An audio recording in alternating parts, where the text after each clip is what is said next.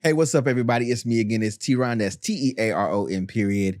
And of course, this is another episode of Ubiquitous Black's Reviews.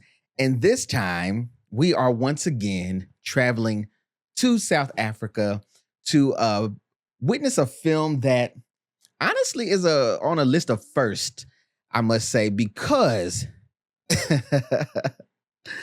the cast featured in the film that we're going to be discussing are what's the word? A different race of people. Let's put it that way. Different indeed. I'm glad you started off with that. Different than what we normally feature here on the podcast, but it's all for good reason because I thought it would be interesting to dive into something that had people in it that are a marginalized group, a subset group, and be able to showcase how there are some similarities between us in both making the film and also being able to relate to some of the characters and stuff like this. But joining me today, since my usual co-host is out, I have a special guest again this week, and that is none other than Mr. Joseph himself. Joseph, how are you today, this week? I'm fantastic. I'm vibing. I'm glad to be on another episode of the Ubiquitous Blacks podcast with my brother from another mother. Wait. Oh, that's true, isn't it? That's true, isn't it? I think the people are going to love this one just like how they love the last one. So let's see how it goes. Let's see where we go from here. Okay. So the film that we're going to be discussing is what I would call, it would kind of be a buddy cop film, except everyone in it's not a cop. So it's not, but it's in that kind of vein where it's like, it reminds you of the films from the past that are either buddy cops or best friends who happen to get in trouble. In this case, though, we have Neelan and Kevin, who are brothers, and they happen to get into some mishaps. So I'm going to let you check out the trailer real quick before we get into our review, and then we'll be right back to discuss. Happy birthday, Mom. Oh, cute. I want my Tupperware, Neelan. I'll take this. No, but I don't think that's a good idea. No charge, man. Neelan, he took it. Who took what? Your mother's Tupperware with the samosas. You coming with us, Auntie? What kind of trouble you're in? The worst kind, Bobby. The hobbies.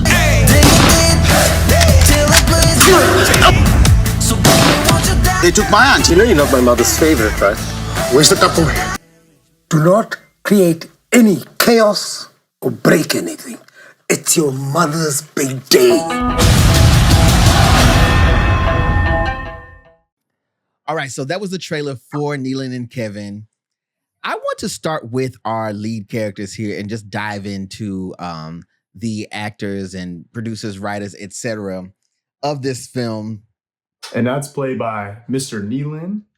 He's played by Brendon Daniels, and Kevin, who's played by Luversan Gerard. So Neelan and Kevin in this film, as you saw, they are brothers. One of them is a bit of a hard ass. He's wound a bit tight, and he's a bit angry, and that leads to him getting suspended from his job as, I guess he's an officer or more akin to an agent, like an FBI agent. Would you say? Or in partnership with the feds. Yeah. So some sort of somewhere in between that. But either way, he's wound tight. He has a bit of an attitude problem, and he's that brother. The other brother reminds me of Tommy from Martin in the fact that we don't know what his job is or what he does. Bruh just exists. No, for real. Bro just exists. Bro just gets up and enjoys life, right? And what we get out of this is that with those two personalities, they come together as a result of who is it? Kevin got fired. Or no, he got suspended, right? Yeah. As a result, we get them coming together to be able to celebrate their mom's birthday. That's where we're set up. Didn't mommy teach you not to open the door for just anyone? There is a plot point here that I want to talk about. and that is the Tupperware. You're familiar with Tupperware, right? I know you're familiar with Tupperware because you eat out all the time. Yeah, I mean, when I be meal prepping, I be losing a lot of them. I'll tell you that. Well, exactly. With Tupperware is a very, especially when Tupperware was a new thing, right? Women used to have there used to be Tupperware parties. Did you know that? Tupperware freshness, that's our promise. Look at all the ways we keep it. Come to a Tupperware party and see all the new ways you can lock in freshness. Beans. I mean, I didn't know that. I didn't even go to parties back in the day. You weren't even alive. Neither was I. But when Tupperware was new, there used to be Tupperware parties I think it would be like Avon parties. Think of it like a pyramid scheme party. Okay. I've been to one of those before. I don't recall seeing that, but hey. But basically, there used to be like these catalogs of Tupperware, because Tupperware is what people just call it, but it's actually a brand name. I don't even know if they still make actual Tupperware anymore, but it's a brand name. You know how people say Kleenex, but really they call all tissue Kleenex? It's like that kind of thing. But they used to have these catalogs where you could go and order different kinds of Tupperware and stuff. So it became a big deal. And mothers all across the world were like, sensitive about their dishes. And they got some passed down to them, or, some reminded them of a certain recipe, whatever it was. It was important. And in this film, it exploits that fact by making the Tupperware the MacGuffin of the movie. Mom, I was going to bring the containers there on my counter. I want my Tupperware, Neelan. No, we just got you. I'll have to drive all Then you must go fetch her there by Mina. She's got my 4-liter signature lime dish, the one that your granny gave me. I understood like 2 of those words, and one of them was granny. So it's set up as a comedy and so on. And basically we're set up to believe that the Tupperware is so important that the mother's like, look, my birthday's coming up. I need this specific thing from you. She was speaking to Neelan. I need this thing from you. And I'm gonna need that now. So they end up going back out in the streets, getting the Tupperware, getting sidetracked, running to a whole cast of characters, and things kind of go up from there because for some reason, and I don't know if you thought this too as you were watching it, there's a scene where when we first think we're just getting the Tupperware back, okay? And they're in a restaurant, and one of the guys come in. I think his name was Ivan, the character, and he's harassing everyone and everything. And he gets into it with Kevin, right? Well, at the end of that scene, they were leaving because his brother was taking him out because he, was being irate once again. And they left the Tupperware behind. I was like, yo, y'all leaving the bowl. Bruh, things got too heated, man. Isn't that why we came here? Why are we leaving the bowl? And it was at that point that I knew that this was going to be a thing, right? So they had to go and try to retrieve this thing. And then we end up somehow getting involved with some like seedy characters who are like gang leaders and so on. And that is where I want to speak about the character Lorcia. I'm Lorcia. Lorcia.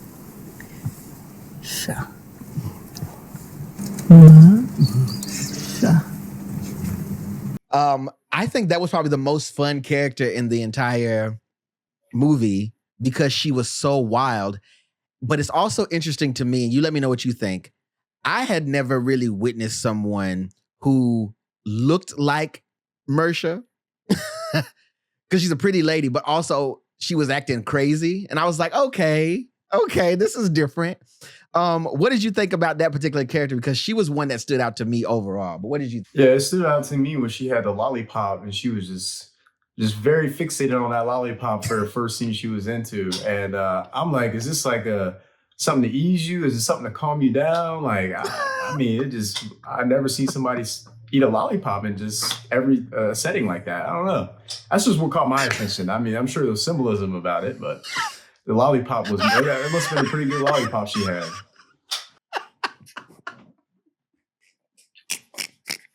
Of course, that's where you stopped at, right? I just got to point that out. I mean, people who are going to watch this movie are going to notice that too. So the reason I just mentioned the fact that it was interesting to see her playing a character like that is because, again, number one, you don't generally see attractive women playing roles that require them to really go and be crazy and have fun and, you know, make silly faces and do stuff like that. Someone like her would often be just casted to be the pretty lady and that's it, right? So I was pleased to know that they allowed her to actually, you know, try out some things and like really just go there with this character. Because again, this is a comedy film. We may as well have some fun, right? So even she got to really play it up. But the other thing that stood out to me was that in this film, we're featuring people in South Africa for one. So that's already something that's going to stand out to viewers like you and I. So we're in South Africa for one, but we're not dealing with white South Africans or black South Africans specifically. We're dealing with more mixed race people here. So you're going to see a lot of Indian influence and a lot of people who are characterized and consider themselves to be colored. And I know that that's a whole story, a whole thing for us, but it's something that I was wanting to like allow myself to like receive and get into, because I felt like if we can relate on some things here, that everything else would like come out in the wash. And I found this movie to be entertaining enough that I was finding like relatable points. Like, for example, the mom in here, I think her name was Shirley. Miss Nazli and George. I think that's what her name is. Nazli? Yeah. I think it's Nazli. Nazli George. I don't know how I pronounced the first one right, but not that one. But I think she was perfect because casting, because to me, the only thing that was different about her other than like a traditional, what you would expect you and I to be familiar with, just like a black mom going through the house doing stuff. The only difference was she had an accent and, you know, she just basically had a different phenotype. She just looked different. But everything else about it, I was like, I feel like I know this woman. I've met this kind of woman before who at the end of it all, you know, is going to take off her shoe and throw it at you. I was like, okay, yeah, this, I can relate. This is, you know, black mom vibes is what I got from that. For real. You know? She I was like, okay, it makes sense. What did you think about one of the non-speaking characters in this movie that is threaded out, and it's an ongoing joke, is the car, is the Volkswagen that belongs to Neelan. I thought the car was like, I thought it looked great, but there was this ongoing joke about the car being a quote unquote piece of shit. What did you think about that bit overall? Yeah, I think it was a good comedy bit in this movie. I guess one of the few scenes that, like, the first scene that happened was like when they came together, is like they went to go drive off somewhere. They had to push the car, and they got in front of a neighbor's car, and the guy was like, "Man, get your piece of ass crap car out of the way." And then brother hopped out. Brother stepped in and beat him up with a water bottle. He's like, pop, pop, pop, pop.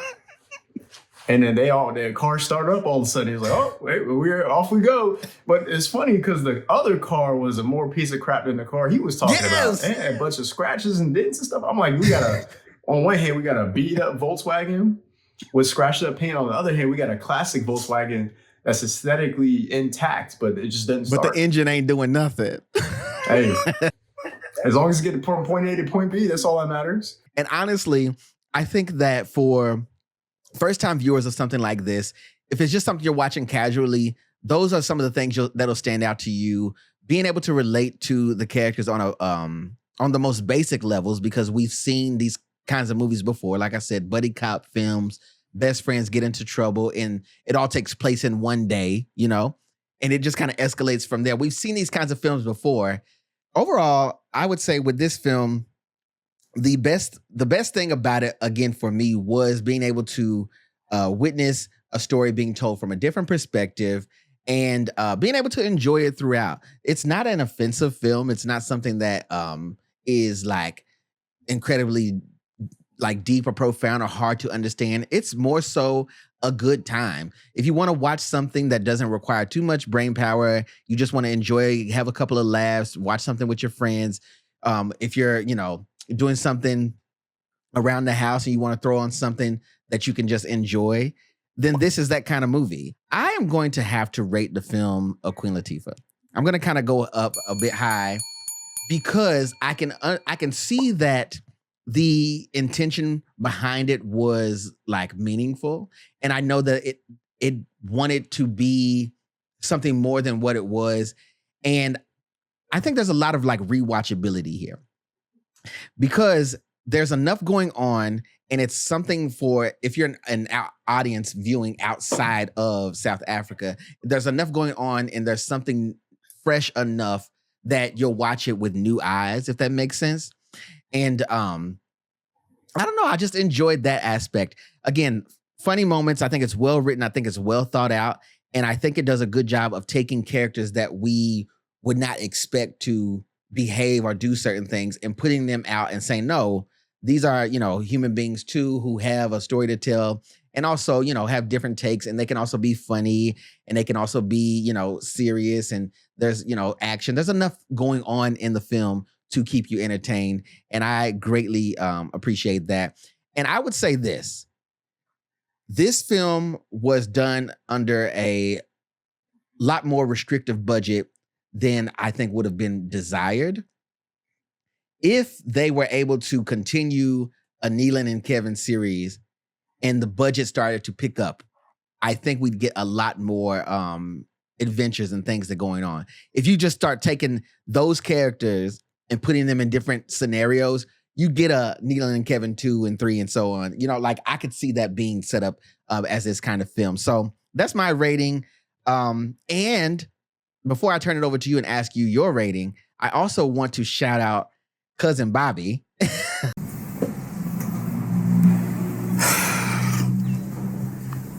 What kind of trouble you're in? They took my auntie. They f***ed with the wrong family. You know you're not my mother's favorite, right? She's my auntie. She can say whatever she wants. Their Cousin Bobby was another character that I thought was fun and fun enough, but not overused so much throughout the movie that you wouldn't mind like seeing that character pop up in places again too. There's also a scene where I think was completely improvised, where they finally have like their climactic showdown at the end, and Cousin Bobby comes to save them. He ends up, sneaking up on the guys, and then he just like takes them both out, but his wig falls off. And I don't think that they planned that, but it stayed in the film, and I was like, okay, this is a fun character to like build on as well. So I am hoping to see more developments out of this Neelan and Kevin thing. And like I said, if there's a bigger budget in place, I think that they could really do so much more. But what about you, Joseph? What's your final thought on the film and your rating? I think it's key to mention that for the budget of the film, it still was an engaging film that had good comedy aspects to it. I think the characters were, somebody that you can probably revisit in a second or a third film. The character, the mother of the two drug kingpins was a very exciting and unhinged character to watch. And I think it was just a fun film, and it was very well paced and had a feel good ending at the end. I would say it is a Jennifer Lewis. A Jennifer Lewis. I think it was pretty entertaining. Fair enough. Why is that? Yeah. Well, it's one of those things they can build off of second and third movie. I was engaged enough, and I think it was a good ending to it. And mainly the brothers, I think they have good dynamic as cops. One being a former cop and one being a current cop. I think they really play well off of each other. They're a funny duo. So I'd be interested to see him again in a second or third movie. Yeah, and that's interesting too that you mentioned their chemistry, because they definitely work well together.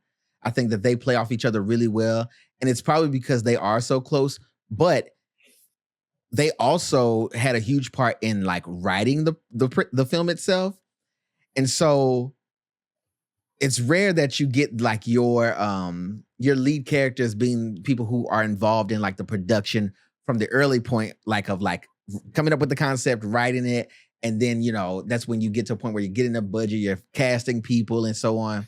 So it's smart. It's smart to do. And then also, of course, if you get along that well and you do your thing, then go ahead and write yourself as the lead too, because why not? I would. Oh yeah, 100%. So before we go, quick pitch. If there was another Neelan and Kevin film, what scenario would you put them in? So we know that in this film, their mother sends them to get Tupperware. That question. That's a great question. Their mother sends them to get Tupperware, and they end up, you know, getting involved with some gang activity and so on and so forth. We know what happens here. But if there was another Neelan and Kevin project, what scenario would you put them in? I guess if I had to use some of the similar plot details without straying too far into an opposite direction, I'd say both of them would be back into the office and an undercover situation, maybe in like a different country than what they're used to. I don't want to see their mom getting and put in a bad situation again. I'd say somewhere in a different environment doing an undercover drug bust. And that's as far as the detail I can get for that. I mean, put them in a different situation and put it at a larger scale. Let's see them bust the big kingpins and stop drug production overall. See, here's where I would go with it. Because I see what you're saying, like, you know, not straying too far away from the original. But I say do it up. If they got how many Fast and Furious movies? I say do it up. I'd say Neelan and Kevin in space. Let's do that. They're gonna be levitating the whole movie. and they gotta get their mom's stuff back from like a Martian, you know, like really do it up. Yeah. They have the first birthday dinner on the moon. But like they forgot like a special table. I don't know. They forgot something that, you know, they just can't forget. It's been passed down by generations. And they can't forget it at that birthday party. But I will say this. Listen, that would be, I would watch it though, because it's so ridiculous. I would watch that. All I'm gonna say is this before we go. If nothing else, this movie made me want to eat samosas. I think here in the US we just probably call them samosas. But it made me want some because they were tearing them up in this movie.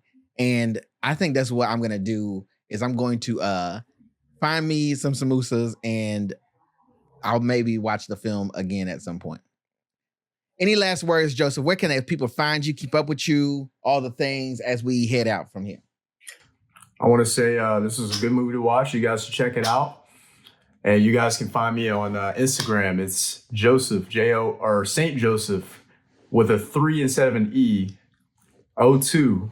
You can find me on Instagram. Follow me, follow TeaRon.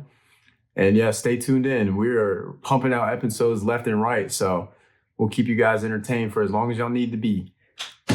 And listen, they know where they can find me. You can find Ubiquitous Blacks all over the social medias at Ubiquitous Blacks. Leave a comment. Let us know what you think about the film. The film is currently streaming exclusively on EVOD or EVOD in South Africa. That's where you can find it. And you didn't hear this from me, but if you have a VPN and you switch it to South Africa, just make you a quick EVOD EVOD account with your email. Is free. And you can actually watch the film too. You didn't hear that from me though. I'm just saying. So it's currently streaming. That was a good tip right there. You're looking out for some folk. You didn't hear that from me, but you did. Check out the film. Let us know what you think about the project. And yeah, we're always in the comments. We're always going back and forth. Follow us on social media, Instagram, TikTok, all the things. Yeah. Peace out. We will see you all next time.